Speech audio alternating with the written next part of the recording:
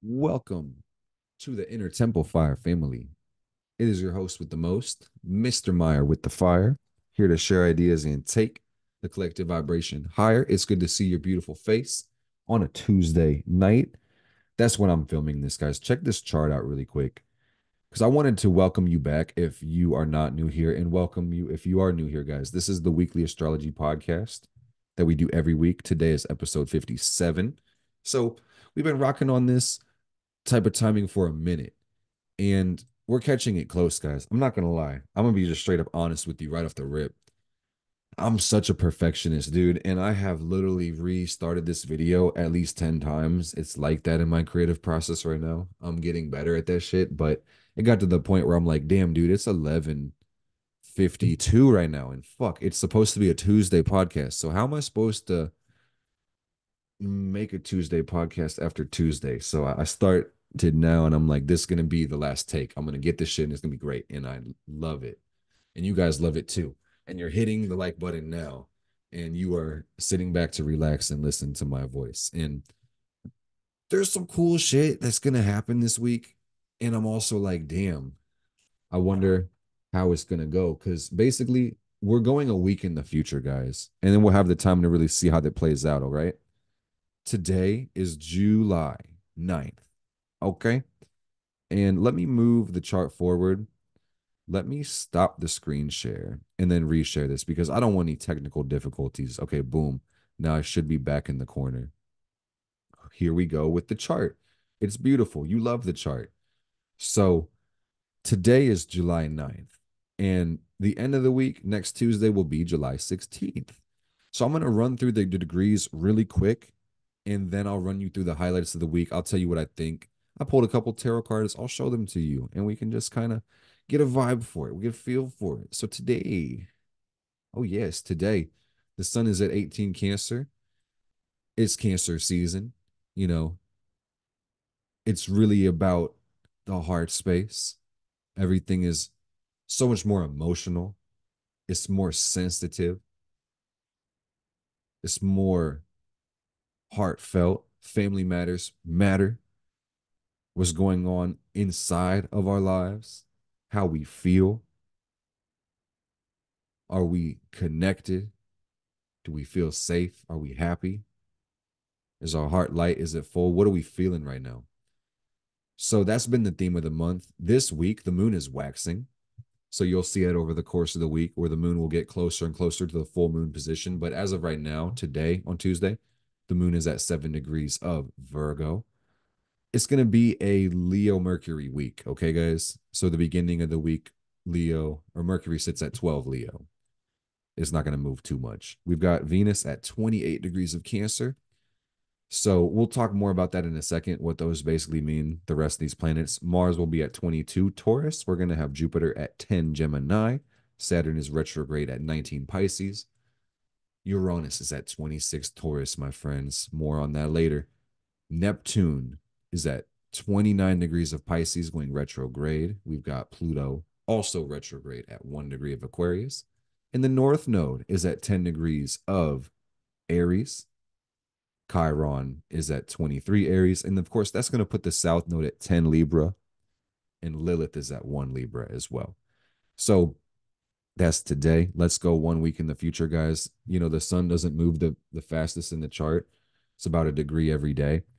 So we've got the sun at 25 Cancer. The moon, like I said, it's moving closer to the full moon position. You can see that it's getting closer to opposite the sun. 1 degree of Sagittarius. We're going to have Leo, Mercury moving to 21. That's about a 10-degree jump. Venus is going to switch signs, guys. So that is really key. That's of note. 6 degrees of Leo. Jupiter moves up 1 degree. Saturn really doesn't move at all. Uranus moves up a few minutes. You'll see Mars moving to 27, and that's pretty pressing.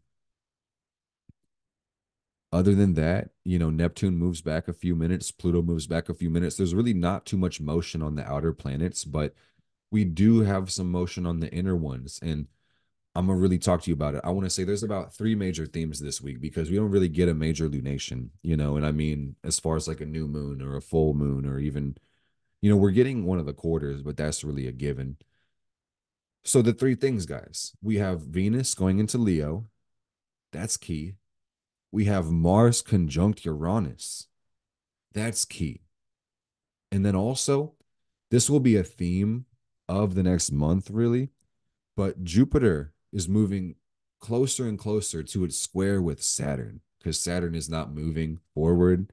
Jupiter is moving forward. So right now, there's about a 9 to 8 degree gap between the two, but it's going to be closing faster and faster. So while you might not see it in the chart right here on the end of this week, Tuesday, because my orbs aren't that big, I'm pointing it out ahead of time, guys. Like this is really what's coming next, and you'll be feeling it already. So my intention with this video is really to connect to the people and as many as possible. And to do that, I have to be as holistic as possible. But with all these specific transits like Cancer season and the moon being a prime focus, and the North Node being in Aries, and even the dimensions of Leo Venus and Uranus conjunct the Mars, all of these energies are about getting to know yourself, like all of them in some way, shape, or form. Yes, the world is deep and social, and that's how humans interact. But this is like, you know, I throw a lot of keywords out and I can add depth and detail and even help isolate these points, guys. But, you know, Mars conjunct Uranus in a simple form is the planet of desire connecting with, and that's Mars, connecting with the planet of liberation, which is Uranus. So that in itself would just bring up a whole discussion of getting to know what your true wants are in this life and how to approach them, and even elevating your energy levels. And that would look like some form of investment in yourself or even evolution on a personal level. So that's really fucking beautiful. And that's what we got looking forward to this week. And there's a whole depth of psychological things that we could talk about when it comes to that discussion. You got Venus going into Leo, and that's the planet of values and what we see as beautiful. And a lot of times this will run parallel with Mars, or Mars will help us act on these things. But, the planet Venus also deals with things like relation and connection and compromise and how we balance. All right. It's the social planet. It's really about connecting. All right. But Leo is the sign of the self. So very self ish energies and self referential energies is what's going on right now. And then once again, with the North Node being in Aries, that's the sign of the self. It's raw primal awareness, because I will say Leo is also the self, but this is just going to be differentiated by the modes of the signs, where Aries over here is cardinal fire. So it's about how we create our fire or create our energy or how we push ourselves out. And then Leo is fixed fire. So it's about stability, it's about maintaining. And that's more about your identity or your character or your persona. So the first one, Aries, that's Mars. That's really spontaneous action. That's our desire, it's our drive. But when it comes to the sun ruling Leo, this more so speaks about our persona, our character, our image, our identity. All right. How we be, how we choose to act, how we conduct ourselves. In Mars and the sun, they can both go conscious, or they can be instinctive. But I would say by and large, Mars is more instinctive, sun is more conscious. All right. But you'll see that more and more the more you analyze these two placements in your chart, because you are a solar system, guys. While I'm so grateful to bring you through the placements of the planets today and show you the astrology, it will also kind of indicate to you that this is a science with a lot of moving parts. And in order for you to really get the most out of it, beyond listening to these breakdowns or videos from other content creators, what's really important with astrology is that you get to find your own natal chart, and you figure out where your sun is and where your moon is and where your Mercury and your Pluto go. And then when you watch the planets moving around today and tomorrow, you'll be able to see how they connect with your planets, and then how the cycles begin in your life and things of that nature. So, if you guys know your transits, for example, definitely leave them in the comments so people can kind of get a feel for the language, and also that I could see what the hell is going on with you guys, because that's the actual work. We look at the planets moving around in the Earth's sky now, but then when you really realize how they moved around back then you can really start to recognize the patterns in your own life. And that's key. That's where this becomes a tool to really leverage you forward. But even if it's not that deep, guys, this is really entertaining, isn't it? Like it's fun. We're having a good time, man. Unprecedented times we're really living through. Uranus going crazy. Let's talk about Leo Venus for a second because I want to add a little bit of a depth to this discussion and we can talk about those more outer planets, all right? Because there's a lot of Cancer energy this week and there's a lot of Leo energy this week. And really next week, because it's the last full week of Cancer, we're going to be in Leo season. So, we really want to be aware of this energy and also the depth that it brings, guys. There is a snake in my boot. There's treachery afoot. There's things we don't know. I'm not trying to spook anybody out with my word choice, but what you got to understand about Leo right now is that Leo is going to always forever be opposite Aquarius. But as of right now, guys, Pluto is in Aquarius. We did talk about this, but that just means that for any planet to get into Leo, it has to, it has to be, it has to cross the opposition to Pluto. It has to become, it has to, like if Pluto was like staring down this hallway, like you're gonna have to run in front of Pluto. Pluto has to see that shit. And Venus has to see Pluto as well. And so does the sun later on. And what does Pluto really do? Pluto adds depth. Pluto is raw power. Pluto often is unconscious or hidden. And it can either be revealed to us, deliberately or purposefully, or it might just erupt after being ignored for so long. Or there could be external circumstances that really force this awareness upon us. And that's really key when it comes to watching planets transit Pluto, when you can start to predict how these things get activated. All right. So there's a lot of ways this language could be interpreted and play out for us. But one thing that Venus, and this is really going to be more so on Thursday, but ultimately it's the theme of the week, truly. So you're probably feeling it now because the opposition's already building in. But I'd say like Thursday, Friday, you're going to see this really peaking in intensity. But a theme could be really finding power from people, relationships being a key source of substance in your life. You may relate to that every day, but if you happen to be in a relationship, for example, this could really find evolution this week and seek a deeper depth, intimacy really evolving, being able to connect true purpose with the individuals in your life. And that's a beautiful thing. And a lot of times mundane astrology, and what I mean is doing an astrology report for millions of people, trying to explain how this works for everybody. The spectrum of possibilities often kind of makes the interpretations fade to mildness, where if you want to reach a depth of people that can't be so specific. So even illustrating polarities and extremes, for example, it'll basically fall in the middle. So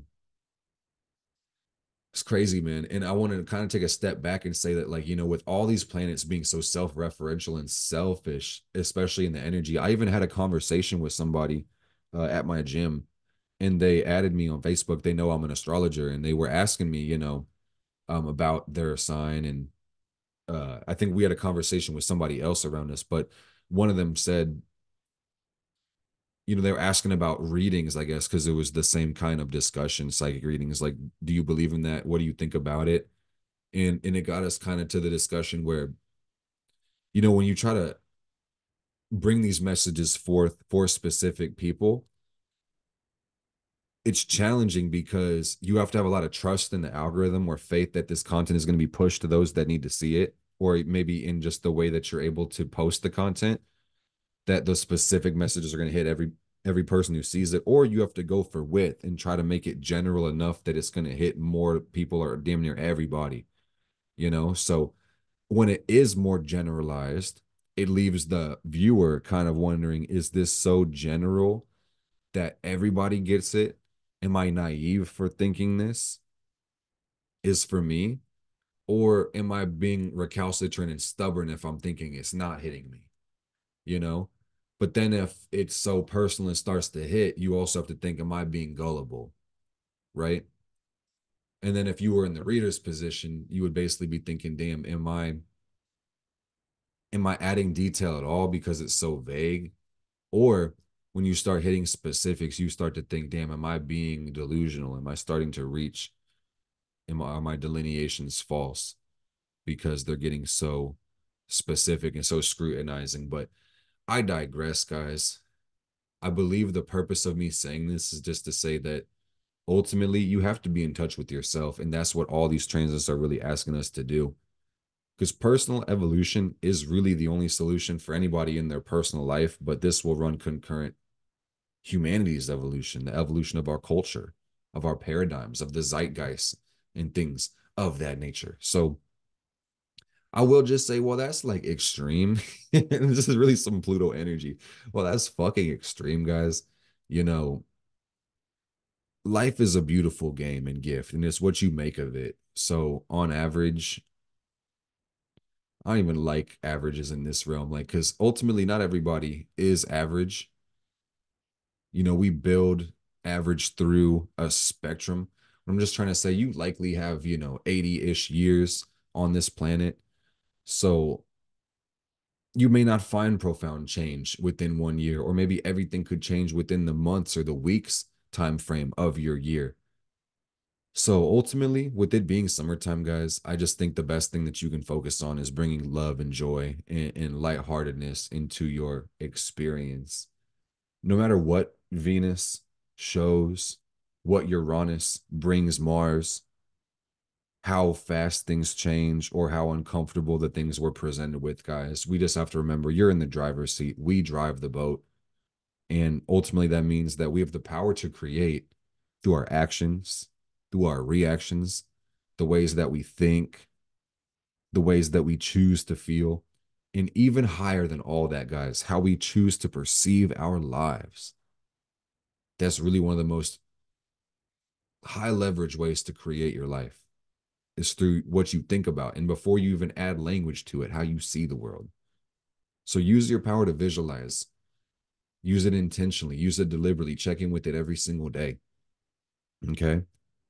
And that's really my conversation for when it comes to Venus, Leo, the sun, moving through Cancer, Mercury going through Leo, because that's a big part of today's video and this week is just be happy on the inside. See yourself as beautiful, fill your own inner needs. And when it comes to people, make sure that you can share a vision with them in order to get the depth of intimacy that you really seek with them.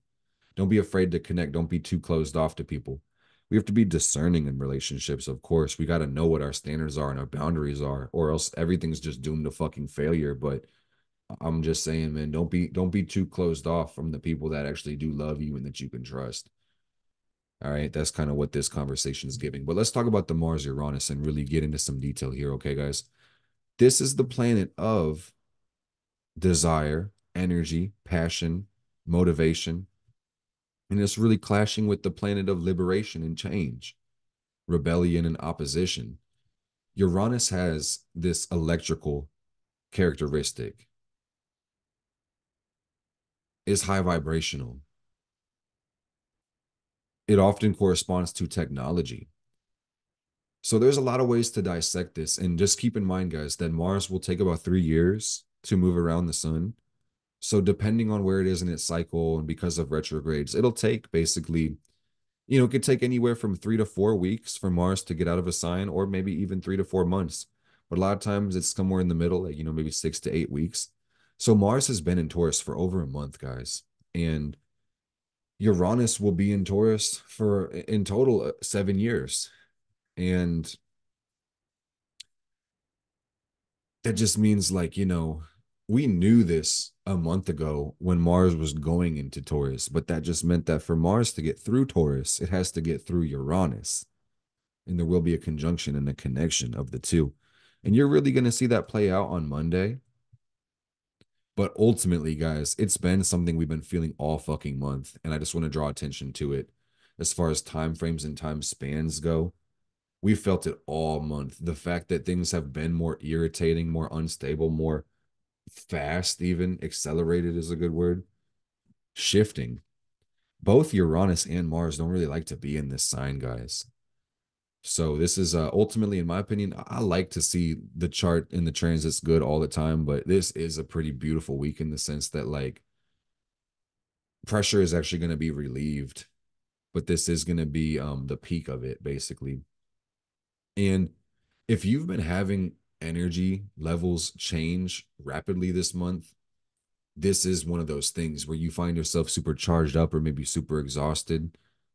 Like Mars deals with energy as well.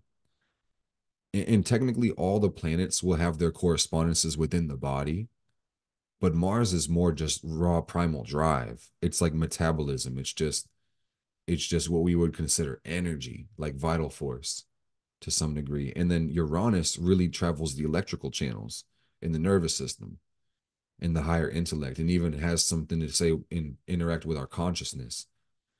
So Uranus is really powerful. And on that note, me personally, guys, I've been getting like a lot of headaches, and I've seen this from other people as well.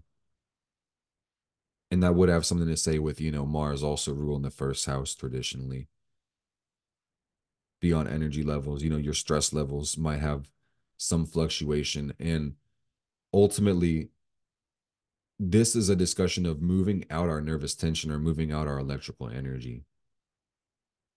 So physical exercise may be worth the reminder, worth looking into when it comes to this week, finding ways to physically move out any static tension that we might find built up in our muscles and our nerves. Movement is so key. And then also, Mars Uranus could talk about forced liberation or forced individuation. And what that basically means is that, on an energetic level, this transit may be responsible for a lot of people being confronted with themselves on a more direct level and having to start to question the world and realize that, this world conditions them, and also the way that they are conditioned influences the way they perceive the world as well. And that awareness of the fact that there is you and a world in a relationship, that spurs the individuation process, where you start to really question what is what I'm seeing and what's what I'm receiving and what am I sending. And basically the more you pay attention to that space, the fact that there is a sending and receiving going, energy goes where attention is. So the more you pay attention to that, the faster you're going to accelerate and really expand that depth in that relationship, that depth of awareness. So that's the individuation process, is basically that, Mars and Uranus is forcing this shit upon us, guys. So now more than ever, and I know I've sounded like a broken record saying this shit, but especially with the way this week is going, guys, this is really about knowing, loving, embracing, and being the fucking self. Ooh, can I get an amen? It feels good to be me. Can I see that in the chat? It feels good to be me. Yes, it does. Nobody's like you. Even though we run a parallel path, man, it's beautiful that we are individuals. And that's what Uranus really calls us to see, is that there's a level playing field when it comes to, the human spirit or spirit in general. The fact that you exist, your power lies in that. And that brings you your significance, your humanity. You can do powerful things with that, but I'm gonna just leave it on that because I can say more and more and more. And I honestly feel like my perfectionism has been whooping my ass lately, guys. So I'm gonna really try not to lean too far into that this week, and not sit here and yap and filibuster around Mars and Uranus in hopes that I get something that you could probably conceive within your own mind. You know, I trust you guys to receive this fully. I know that you can drive the boat should I need to go down under the poop deck and grab some fireworks or some shit, because that's kind of what it's giving. So let's go to the next point, because I do respect your own time and attention in mine, and I do want to shoot for brevity, clarity, and depth. And also, like I'm telling you, I've made this video, or at least like half of the video, at least 10 times. So I'm hitting that point where like my mind is echoing with my own thoughts. And I don't know if I've shared them all with you, but I do know we haven't covered this yet. So this is like the third theme. And I want to talk about this shit because, like Mars and Uranus, you can probably understand pretty well the pressure that brings with it wanting to accelerate the way that we pursue desire or liberate it too. And this could be on a real conscious psychological level pertaining to your goals, actions, and direction in life, or it could be more purely energetic when it comes to energy levels, metabolism, vitality, things of that nature. You know, just the way that you express even your sexuality. That could be a Mars thing too. But this is another pressure I want to highlight for you guys. And it's going to basically be the theme of the next month. And, you know, Mars Uranus, this has been kind of an event leading up for a minute. We've been watching this, knowing that it's going to come. But I'm telling you guys, this is going to be the next one for the most part, besides other, you know, ingresses with the faster moving planets. Jupiter is in Gemini, Saturn is in Pisces. And because Saturn is not moving forward, Jupiter will basically be able to come to the same degree and they'll make a square, a 90-degree angle. And that's going to happen at 17 degrees. So yeah, guys, we are moving pretty close into this 90-degree angle. And what this shit does, and I want to say like really most squares are pressure in some way, shape, or form because of the way that the elements work. Where if planets are square, for the most part, 9 times out of 10, they're going to be in different elements, but they will have similar modes. So, for example, Saturn in Pisces is a water sign. Jupiter in Gemini is an air sign, but both of these signs are mutable. That's the quality. So while Saturn is emotional, dealing with feelings, that's Pisces, and Jupiter is more intellectual, dealing with ideas and communication, they're both coming through in mutable signs. So what that means is mutable is fluid, it's adaptable. So generally that poses a challenge. Or because things are both coming through the mutable energy, you may get the extreme characteristic, which is also square in nature, the extreme, because now we're getting air and water at the same time. So that's basically going to illustrate it. And you can take the time to look at all the zodiac and, you know, the square signs and the fixed signs and the cardinal signs, the mutable signs, and just kind of see how that box moves around in the chart. But that's kind of what we're going to be seeing over this next month, guys. And let's talk about the two. Jupiter expands and Saturn contracts. And that's the most archetypal way I can explain this before we get into more great detail. But yeah, Jupiter governs everything like growth and expansion and the journey, the meaning we derive from life. Jupiter has this philosophical connotation and a spiritual striving and attribute as well. Saturn, on the other hand, like I said, would contract. And Saturn is going to show us more rigid parts of reality and how structure is derived, and also how we see the objective world. So, Saturn, it says a lot about limitation and a lot about boundary. And Jupiter would really push to the edge of something as far as it can go. And Saturn, it shows us where the edge really is. And basically, both of them are required to grow. Like I said, expansion and contraction is the simplest way to see it. And Jupiter is really hitting this square position, and that square is accelerating this shit, guys. So I'd really say the most important thing that I hear and delineate from this when I do a reading or even when I think about the transit is that it's really going to be about accelerating growth. All right. And our challenge is going to be to really master both aspects of it. Because on one side, Jupiter is going to really increase our confidence, or even a restlessness might increase, which pushes us towards growth, to make change, to expand, to grow, to get more, to increase, right? Whether that's in material belongings and skill or experience, or, you know, maybe even just to travel or see something different. Experience is such a key word, guys, because it could reflect just a happening in your life, but also the knowledge and the wisdom that comes from it. That's what Jupiter's really about, is the wisdom. All right. So on one hand, there's this need to be inflating. All right.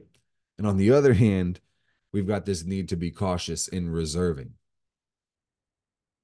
conserving too, to be limiting, diminutive, fearful, you know. So the caution will be high, but so will be the need for restlessness and expansion and risk. So that's just really where the challenge comes in. And really, I say the biggest challenge, more aptly put, is just to have faith, guys, And don't let your fears and your worries eat away at your luck. Try to keep yourself in an emotionally buoyant state. Try not to fall and succumb too much to negativity. It's okay to have fears. It's okay to be cautious. It's okay to question, and look for rules and even ways to do things in precedent. How did they work before? But you can't let that traditionalism in that past shape and mold you so much that you don't want to create your own future too. All right. Saying don't be blind, don't be delusional, don't take uncalculated risk, but do believe and do take action. And we'll talk more about this, guys. It's going to really become the theme of the month, like I'm telling you, after this week. So I'm excited to see how this goes because Jupiter is also kind of challenged in Gemini. This is not the most fun place for Jupiter. And I'm going to talk about this for a second because it adds a little bit of detail to really what we're all going through and why this energy that we're experiencing is so fucking fast and like ungrounded. If you're still listening to this at this point, guys, I really feel like if this whole chart was synthesized or the whole message video was synthesized into a message, it's really about just enjoy your life and try to stay grounded as possible in whatever you're imagining slash creating. And we'll see how long this message becomes viable, but I feel like now more than ever, especially with Jupiter doing what it's doing beyond Mars, man. Jupiter does again show us what we learn from life, what we derive, in the area of which we do take knowledge in. So Jupiter and Gemini is kind of like a paradox, man. We're having an expansion of the mind, gaining our intuitive knowledge from the left brain. And that looks like a multitude of things, guys. On a more positive note, Jupiter Gemini is going to make us more interested in people and ideas, and study is going to be more of a call and a pull. But on another note, confusion kind of comes with this too,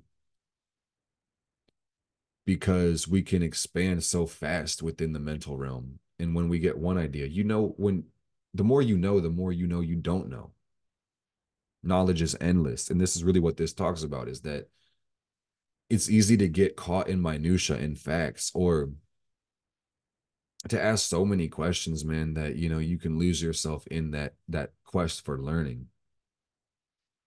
So I think really the challenge with Jupiter and Gemini is to put application over theory, and then life and communication and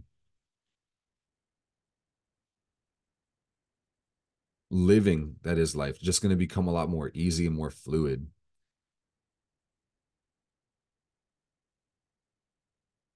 And Jupiter Gemini makes us want to question everything, truly.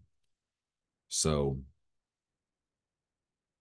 if you're having an existential crisis, I just want to say good, because it would be kind of weird if you didn't have one every now and then, especially when Jupiter is in the sign of Gemini.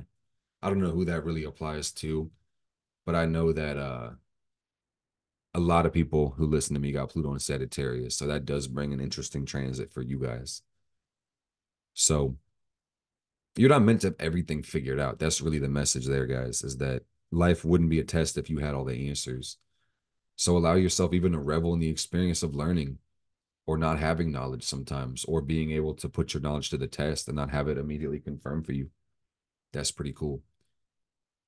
And then Saturn in Pisces says, really, I guess the best thing I can tell you from this one is that your work right now spiritually is just to believe in life and its goodness, and to know that you have an imagination, and that part of your life really does hold power for the world. And that you have to believe in yourself, but you have to believe in this world, and you have to believe in life.